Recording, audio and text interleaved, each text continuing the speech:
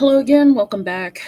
I'm CS Queen. Actually, the CS is Cold Spring. So, Cold Springs Queen, I am going to read another section out of the book 3. I'm jumping around chapters. I'm not going to re explain everything. If you have to questions, or watch the intro video.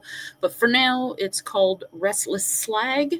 And just a reminder of two things. Comments and chats and everything are not monitored. I check on it after I finish reading. So if you have a question, type it and I'll answer your question. But otherwise, if I make a pause and say hydrate, it's because I'm taking a sip of water. And let's move along. I'm going to share the screen. I almost forgot that. And I forgot where I have to go to screen share. Oh my gosh. See how unprepared to present or invite. Okay, that's new. Let's slides, extra camera, video file, share screen. There we go. Okay, I guess it just looks different now.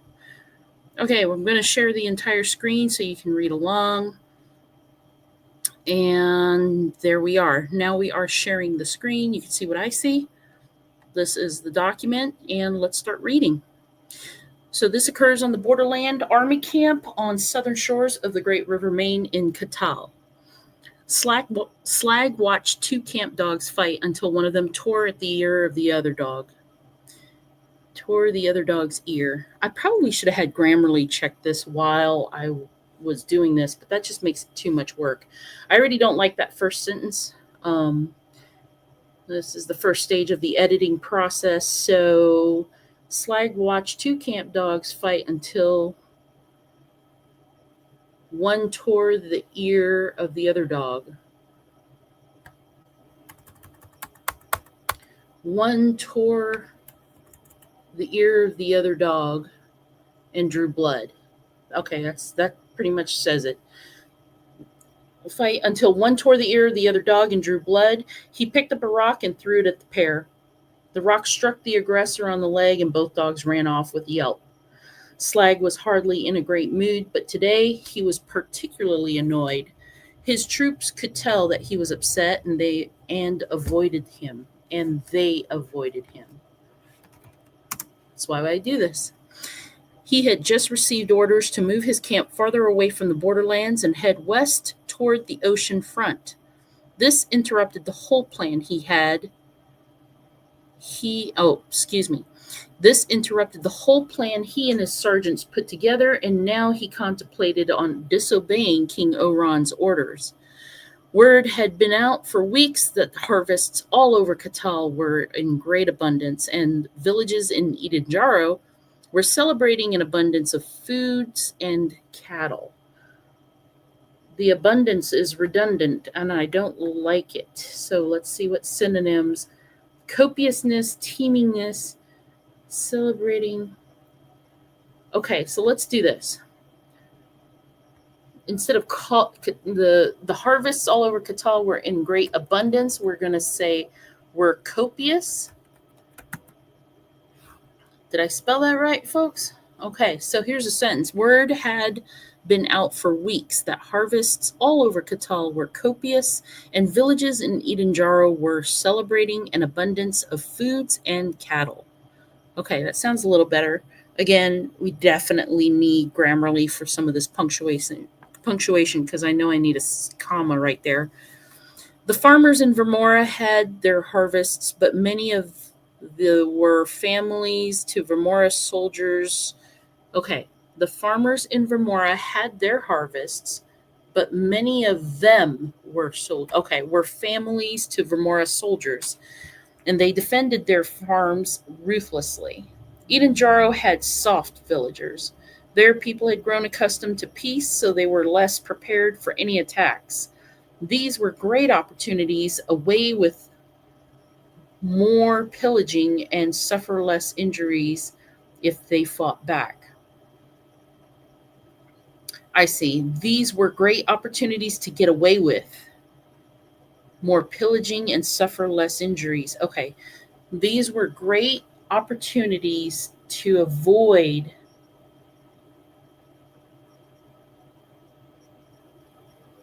I don't like this whole part with more pillaging and suffering if they These were great opportunities to avoid injuries. Yeah, to avoid injuries if those villagers fought back. Yeah. Slag and his sergeants collaborated a plan. Several raids were where they would. Oh, I see. Slag and his sergeants collaborated and planned several raids where they could collect enough profits for each of them to break away and start their own farms. God, I must have been writing this really late at night because I don't like any of the sentences. Slag and his sergeants collaborated. The collaborated and planned is just too wordy. So let's just say Slag and his sergeants planned several raids where they could collect up enough profits. What was the collect up enough? Collect enough profits where they could collect enough profits, collect profits for each of them. I'm just going to say profits, where they could collect profits for each of them to break away from the army and start their own farms. There we go. Army life was exciting years ago when they were all young and looking for a fight, but now they patrolled lands where nothing happened and they were all just bored and frustrated. Slag was not interested in silly things like settling down and having children. He hated people too much for that. But if he was going to be bored and frustrated, he preferred to be left alone instead of babysitting a bunch of thugs. Besides, ever since he made his special discovery several weeks ago, he had been anxious to get out on his own and do things for himself.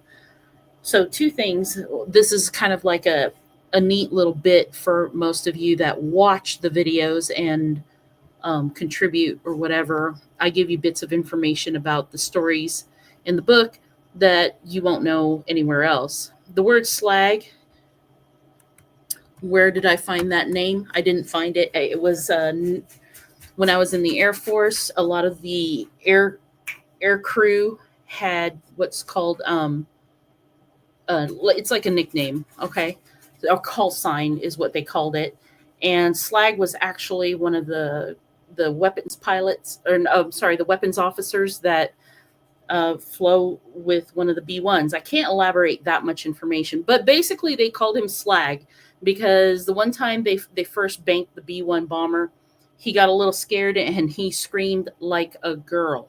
S-L-A-G, Slag. So Screams Like a Girl was actually a weapons officer that I worked with when I was in the Air Force. They called him Slag, and I just thought that was a cool name. As to why that fits into the story, there's no relation. Slag just sounded like a good name for a bad guy also. And since nobody really knew the origins, I went ahead with that. I'm going to do a quick check on chats. No chats yet. Nobody really watching, but that's okay. Because this is for me. And we will continue. Hydrate.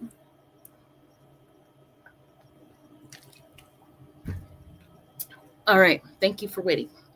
Weeks ago, Slag, see, no comma. Weeks ago, Slag was hunting food with two of his troops. Hunting for food. I must have been in a bad place. Slag was hunting for food with two of his troops in the woods of Tamia when they came upon a doe. Slag crouched low in the bushes and stalked the deer. He was surprised at how close he got to it without being seen. His foot snapped the stick on the forest floor, and the deer had just looked up at him, but he struck the deer in the head with his club just in time. It looked right at Slag, but it didn't see him, and with his arm raised. It seemed to be searching when his club came down on it. When his club came down onto it. I don't know. We'll see what Grammarly says. Before the other two soldiers found him, Slag went to the river's edge to wash the blood off his club, and he realized he had no reflection in the water. He looked for his image in the reflection of a knife blade, jeez, a knife blade, and found that he was invisible. The moment this dawned on him, he saw his shape appear in the water again. Since that day, Slag spent many nights in his tent alone, practicing in the reflection of a sword or shield. Then, when he felt confident enough, he wandered through his troop camp and listened in on conversations. He stole some food and clothing from other soldiers, and now he was entertaining thoughts about killing people and getting away with murder. He couldn't just start killing. Let's see. I don't like starting sentences with but. He couldn't just start killing and stealing while in his own army camp. While in his army camp. He preferred to be alone so he could enjoy his solitude. Sergeant, hey Sergeant, you gotta see this. 3 of his soldiers hurried over, followed by 5 of the camp dogs. I don't like using numbers, I like spelling out the words. Slag was a tall and muscular man. He was not good looking or ugly, but he often thought of himself as being more presentable than most of his soldiers. Hydrate. He had a square head with a shaved scalp and less scars than most of the Vermora soldiers. He was glad to still have both eyes, all his teeth, and both arms and legs intact. Some camps were so decrepit looking that they were as repulsive as a leprechaun colony, but Slag had tried to keep some order to his troops. He didn't want them maiming themselves and become less effective fighters, and he often required that they bathe at least once a week. When other sergeants teased Slag about his bathing policy, he simply retorted that it was less work than having his troops complain about bugs and diseases on their skin. Watch what Jug can do, sir. It's amazing, one soldier said. This intrusion made him want to slice off someone's ears. He gave his soldiers a scathing glare and grunted. Which one of you is Jug? Slag looked at the 3 soldiers and tried to remember their names. The soldiers looked at him confused for a moment. So I said 3 soldiers here. Didn't I say 5 earlier? Weeks ago. Here we go. 3 soldiers hurried over. Hey, Sergeant. It's tall. Wait a minute. Okay, so it was 3. Oh, they were followed by 5 of the dogs. Never mind. Okay, good enough. As long as the math stays the same, because from what I hear, readers definitely follow up on the math. Which one of you, Jug? Slag looked at the 3 soldiers and tried to remember their names. The soldiers looked at him confused for a moment. Jug is the dog, sir, one man said. Forgot the comma there. Definitely going to hit this up with Grammarly in a little while. You come up here bothering me about a dog? Slag shook his head. I ought to kill the dog, he mumbled with irritation. Just watch, sir. Comma. The soldier turned to the dog and gave a little clap. Jug, do the thing, Jug. At first, Slag watched with disinterest and waited for the dog to do some stupid trick. The dog's attention went to the soldier and wagged its tail for a moment, then bobbed its head up and down in a strange manner, like it was trying to shake something out of its mouth. Slag jumped to his feet when he saw the dog's head transform into a long snout. Deformed teeth grew in front of its normal rows. The dog's fur grew coarse and its body bulged with a different set of muscles. Slag and the other soldiers took a few steps back when the dog's legs elongated and its paws sprouted into wide claws.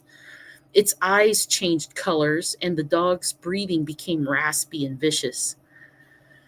What the? Slag pulled his sword out, but the other soldiers stepped in front of him. The dog behind him snapped and chattered its teeth. Behind them, because it sounds like Slag.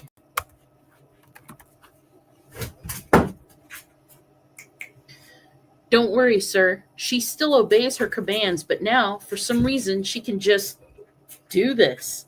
The man smiled excitedly. Several of the dogs can do this. They can turn into these monsters when we tell them to.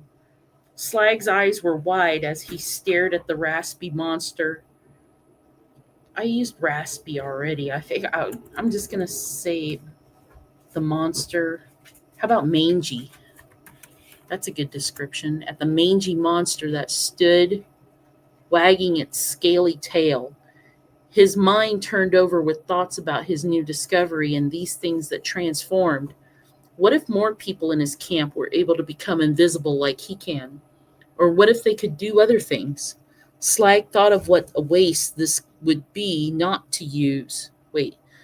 Slag thought of what a waste this would be to not use these new abilities as a fighting asset.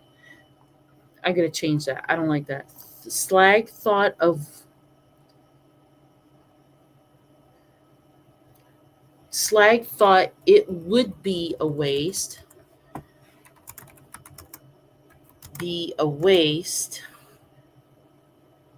not to use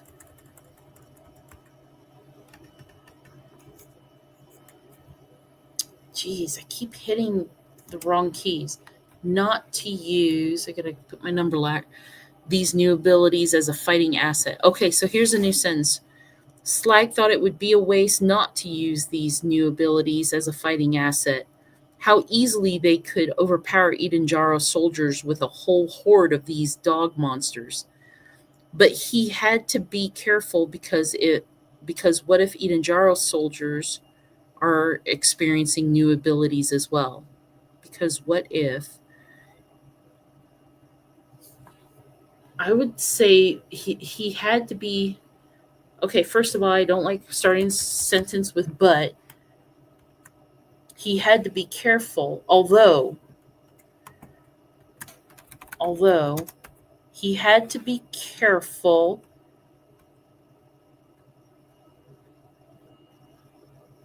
because Edenjaro soldiers could be experiencing new abilities as well. Because Edenjaro soldiers could be experiencing new abilities as well. Not a question anymore.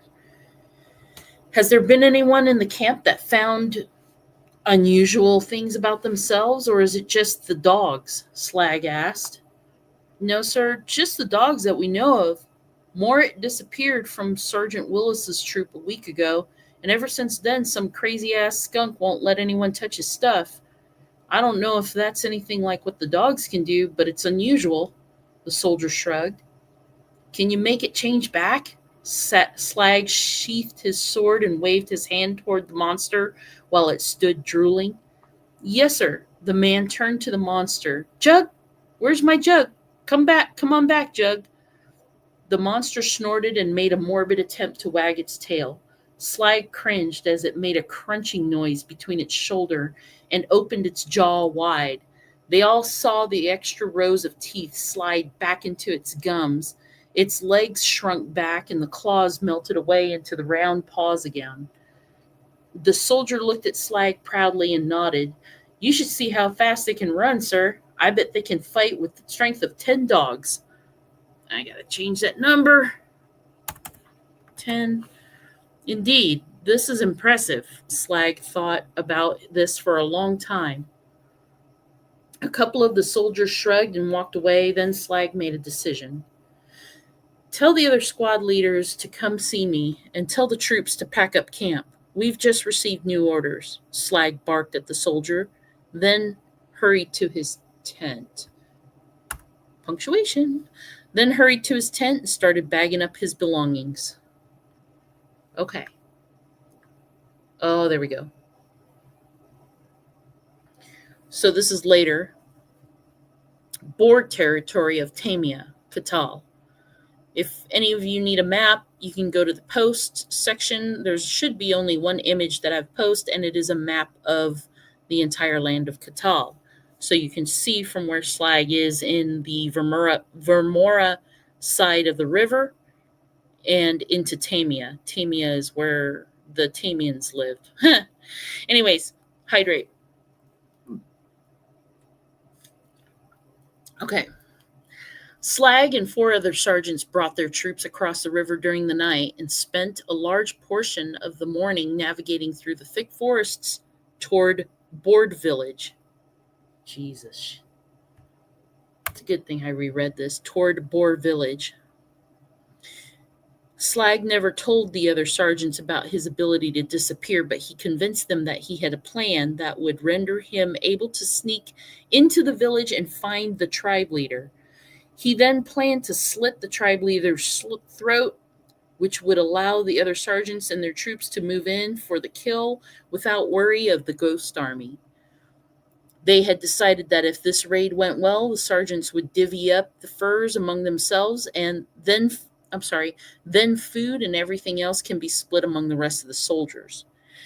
And if it wasn't enough for everyone, then they would continue east into the forest and raid the next Tamian village.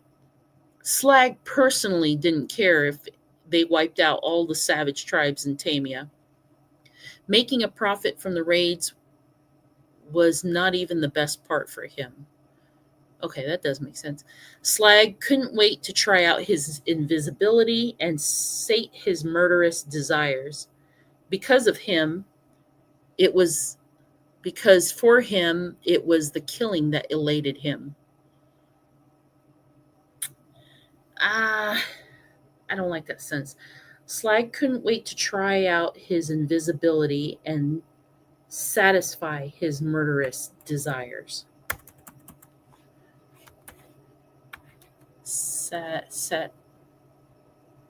Why did it? Oh, I must have hit the arrow. Sorry. Satisfy his murderous desires. To him, it was killing that elated him. Tore him. Okay, to him, it was the killing that elated him. When he told the other sergeants that he would sneak into the village and take out the tribe leader, he didn't elaborate on how fast or slow it might take. That's terrible. How long it might take, or how much time it might take. No, how long it might take. Slag planned on taking his time. He even hoped to go I can't read my own writing. Slag planned on taking his time. He even hoped to go in and kill a few others quietly after he took out the tribe leader. He was a killer, and his stomach churned with excitement as he got closer to the moment he could start killing again. Their garrisons were about 200 yards from where they had mapped the village, so the sergeants ordered soldiers to lay low and wait. So the sergeants ordered soldiers to lay low and wait. Slag went on ahead and began his recon of the village.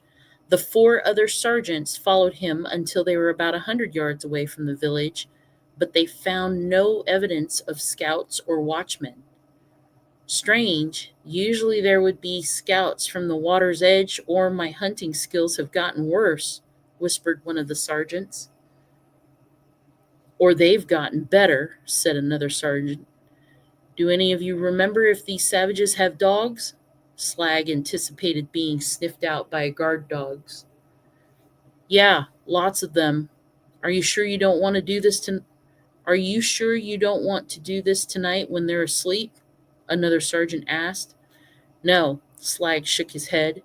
If them dogs bark at night, then it'll wake the whole village. If a few of them bark during the day, Slag pulled a handful of dried meats from his satchel. Then I'm hoping the savages will just think they're barking at some forest animal, and I'll use these to shut them up. Yeah, writing the verbiage of something colloquial is sometimes hard. How long do you need? The first sergeant asked. If I don't come back by nightfall, I'm dead, Slag answered. Once I kill that tribe leader, I'll sound the war horn and everybody needs to move in fast. I'll run back and get the troops moved forward and we'll spread out around the village, said the youngest sergeant. Take your time, Slag grinned before he slipped away. And that's it. So the point of that chapter was just um, to show that the Vermora troops, well, if you read the story, you'll understand, but the Vermora troops are undisciplined from King Oron. He rules his army with fear by using his ability of voice command. That's all I'm going to say about that. So, reading that, we are at 25 minutes. That's perfect because, like I've said in the other videos, I try to keep it to half an hour. And we are at about half an hour. So I think that's enough for today. Just to show you what I've got. So there are 4 books so far that, by book, I don't mean the entire book. This is all part of one book. These are just kind of sections. And within each book, I guess the book labeled here is basically a chapter. And the first one introduces the people of Catal, our imaginary land. And then there are the outsiders, who are the people that will appear in the land of Catal. And then outside in is when they appear and what happens when they appear in Catal. And then convergence is what I'm working on right now. As you can see, there's not as many chapters, but we're working on it. And that's when all of these outsiders meet each other and figure out why they are there. So that is all I have for today. So I'm going to close with thank you very much. I'm going to stop sharing my screen and bid you all farewell. I appreciate your time. Leave me a comment. Let me know if you have questions or if there's something, a suggestion. I am always open to suggestions, especially when it comes to understanding that section. I don't expect you to understand the whole story because I'm reading it out of order on purpose because, I mean, it's going to be edited and changed later. But for right now, I just want to know if you're a first time listening or hearing this story, does it make sense as far as that section? And if you have any suggestions or something in the description that you think doesn't make sense or whatever, just let me know what your feedback is. Otherwise, I will do this again sometime soon. Thank you guys so much. Take care.